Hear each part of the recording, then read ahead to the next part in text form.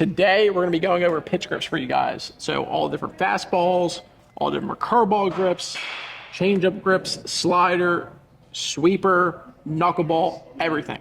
So stay tuned, we're gonna go over pitch by pitch each grip and how to do it the most efficient way. So the first grip that we're going to talk about tonight is the four-seam fastball. So the way you hold the four-seam, it's going to be across these seams here. We're going to take our two fingers, index and our middle, and we're going to go across those seams, okay?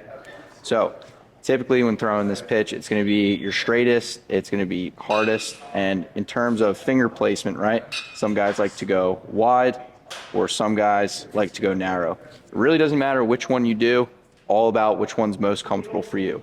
Another way you could do it is go fingers together.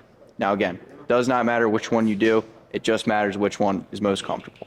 Now when you grip the ball, should you choke grip it or should you hold it loose? You shouldn't choke it. You want to hold this nice and loose, right? Because when you hold it hard and you choke it, you're creating a bunch of tension, which can be bad for your elbow. For guys to actually train their four-seam fastball, we have a couple different tools. This we're going to go over and show the two-seam grip. That's going to be the second. This is going to be for four-seam. It's a little bit fatter. It's almost like a puck ball. So they have clean fuegos and stuff like that. This is just a, what is this one? Club K. So it's just a different type of brand. Essentially, you're going to set it up. You're going to throw it. If it spins tight, you're going to have a higher spin efficiency, a lot higher RPMs, and your fastball is going to go a little bit faster. So you can practice with this to get your grip, stay nice and loose, and you're going to try to avoid getting your ring finger on the ball. Yeah. So stay loose, work through, feel your finger staying on top of the ball. Now we're going to look at the two-seam fastball. So the way we're going to throw this pitch, right, you're going to see these two seams coming down the side of the baseball. What we're going to do, we're going to take our index and our middle finger, and we're just going to place them right on top of the seams like that. Now, similar to the four-seam, there's a couple different ways we can throw the two-seam, right? So first way, we can go on the laces like I showed you, or we could go in between the laces. Now, this is going to be a comfort thing for most guys, so in your flat grounds, play around with it, see what works best for you. There's a different thing we can do as well with this grip, which is play around with our finger pressure, right? So what I mean by that is, regardless of the grip you use, whether you go on the seams or in between, you're going to think about putting pressure on your index finger, right? So what this is going to do, this is going to shift weight to one side of the ball, help it move a little bit more. This helps for some guys don't need to do this, but like I said, play around with it in your flat ground, see what works best for you. How would I not want to hold the two-seam fastball? So, you don't want to hold the two-seam across the seams like this, right? For the normal grip, we're here.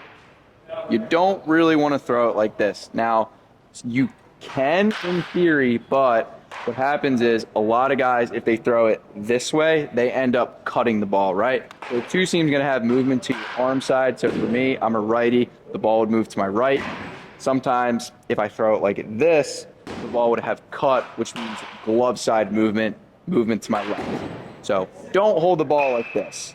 Are there any other tips in terms of pressure points on the baseball? Yeah, so what guys like to do sometimes is this. So we're going to hold it the same way, but we're going to shift that index finger to the outside of the seam, right? So it's going to look like that.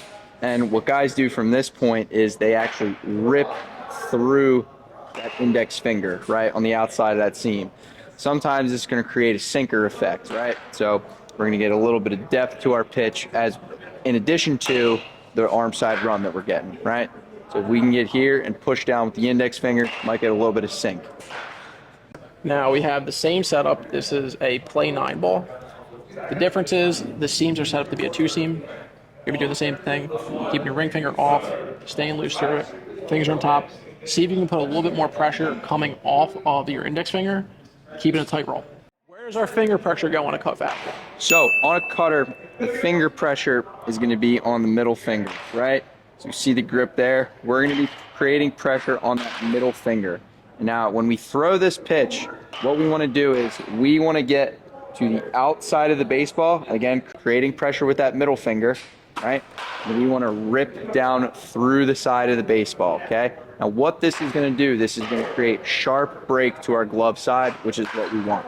Now another grip for you to actually grip the cutter Max Scherzer grips his in a unique way where he actually gets his thumb underneath the baseball. So he's holding it very loosely, and he's going to rip through his middle finger. He doesn't hold it high up, though. He goes right here, barely gets his middle finger above on the seam, holds them together, has his thumb underneath the ball as far as he can, and he throws it as hard as he can. So he's hoping, with the way he's holding it, that when he goes to actually generate his fastball, he throws like a normal fastball. Everything else in his grip is ripping through for him because he's holding it so lightly. So once again, middle finger barely above that seam, index finger just about on that seam, and dig your thumb underneath the baseball. So if we're here, our thumb is going to be like right above it. Now you can go a little bit farther so you can grip it better, and you're going to throw it as hard as you can like a fastball. It is a fastball. So literally, instead of worrying about finger pressure on this one, you're going to throw it as hard as you can from here. So this is going to be a traditional curveball grip. There's a lot of different ways to throw it, but this is the one that most guys have success with early on. So the way we're going to throw it, we're going to be using this seam here and this seam here, okay?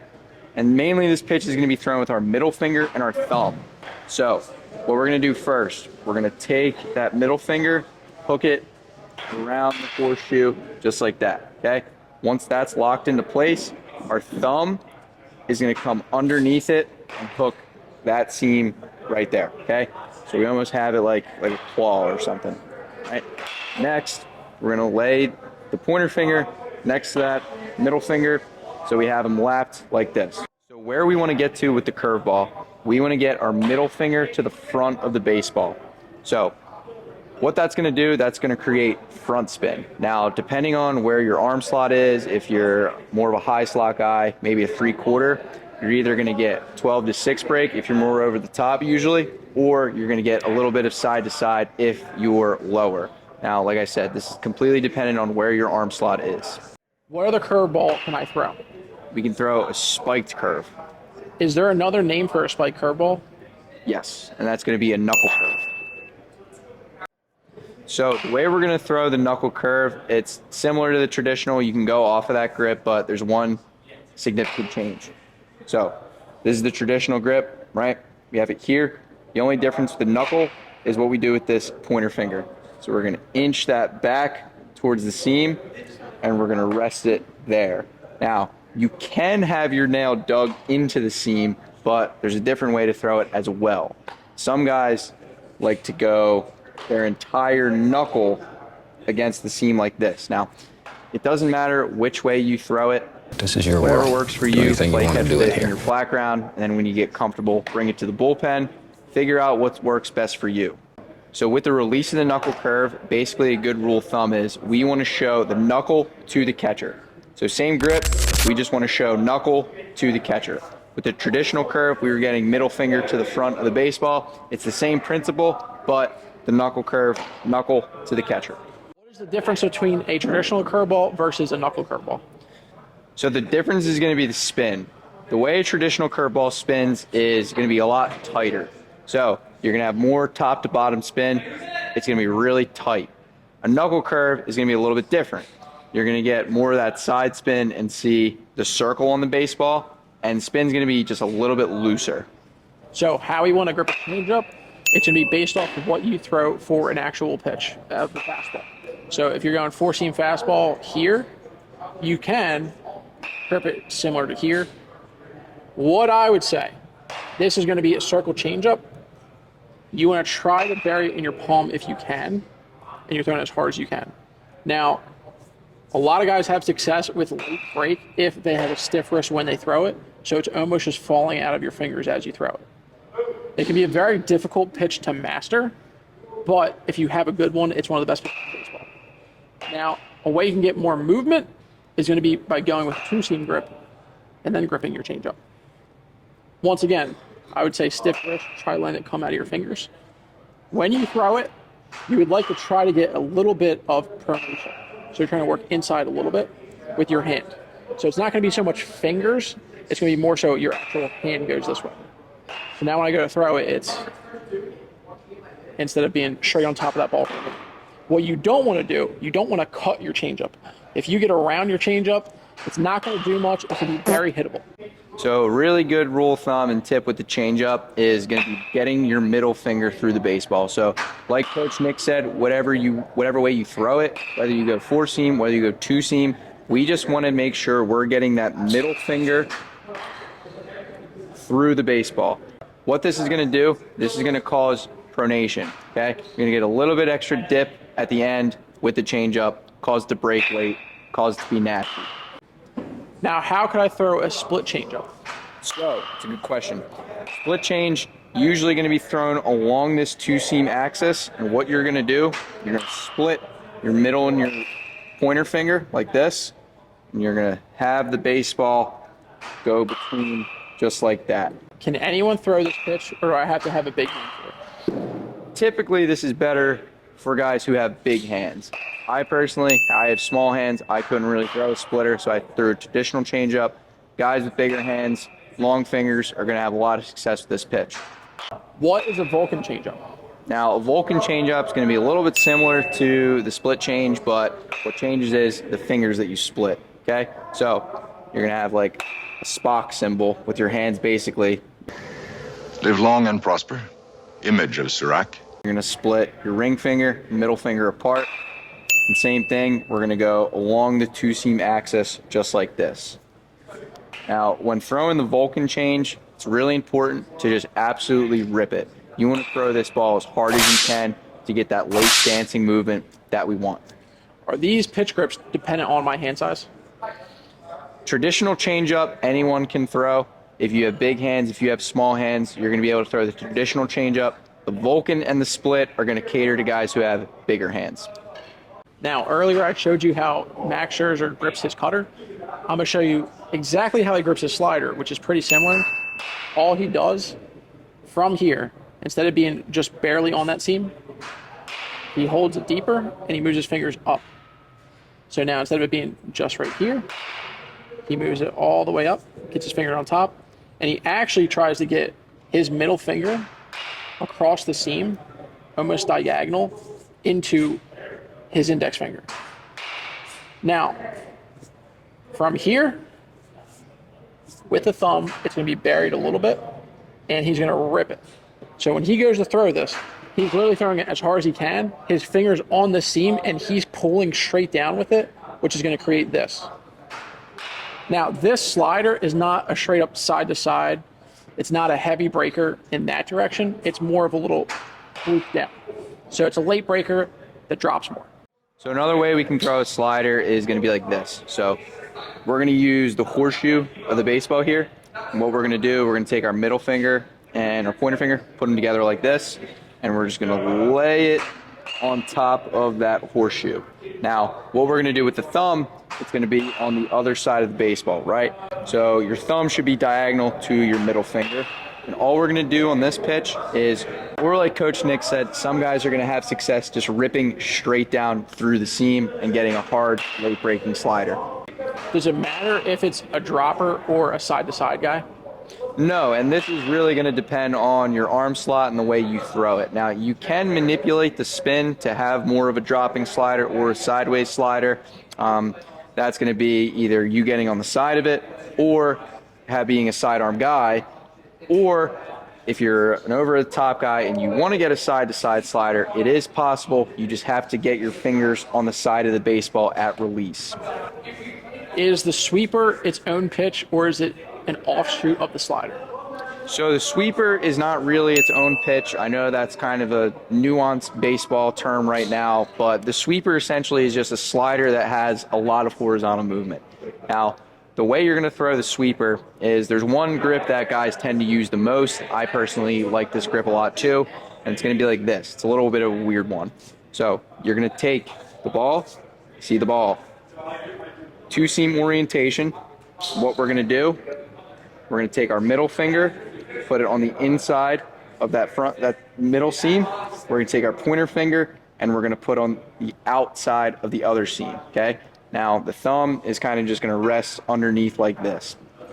And the way we're going to throw this pitch is when we get to our release, we want our fingers to be on the side of the baseball, just like this. and we want that pointer finger to push this seam forward, creating side spin. Now, that's where the term sweeper comes from. We just want to get a bunch of side-to-side movement. Am I throwing this pitch as hard as I can? You're going to throw this pitch as hard as you possibly can to get the nastiest break possible. So now, the pitch that everyone's been waiting for, the knuckleball. So there's a couple different ways you can grip it. To me, one of the easiest ways to grip it, you're going to take the backward C, and it's easier to throw with short nails. You're going to take your 3 nails, and you're going to dig them inside here. Boom, just like that. Now what we're going to do, we're going to bury our thumb into the seam, and we're going to take our pinky, and we're going to rest it right alongside. So now we're going to hold it loose in our fingernails, but tight with our thumb and our pinky, just like this. So now when I go to throw this, it's not necessarily me throwing as hard as I possibly can. You're just wanting this to slip out to create that knuckleball pitch. So if I go to throw it, I almost think if you had a stiff wrist and then go to release it, when you go to throw the ball, it's not going to be a full arm circle into your pitch. It's almost going to be like you just pull it back to here. So if you go watch like a Tim Wakefield or even an R.A. Dickey, it's not like a full arm circle. They literally just go boom to release it. Now, another way you can do it, you can go inside the 2 seam and dig your nails actually in the seam. And then from here, you'd have your ring finger connected to the seams, and then your pinky would be kind of just along for the ride, guiding it. Thumb's gonna be underneath the baseball, and now from here, you're kind of do the same thing, nice and easy working through it. Or if you want to try ripping it, you can, but you're gonna have to hold it a little bit softer with your thumb. And now you can actually rip it. But depending on your thumb pressure, it's gonna make it difficult to throw hard.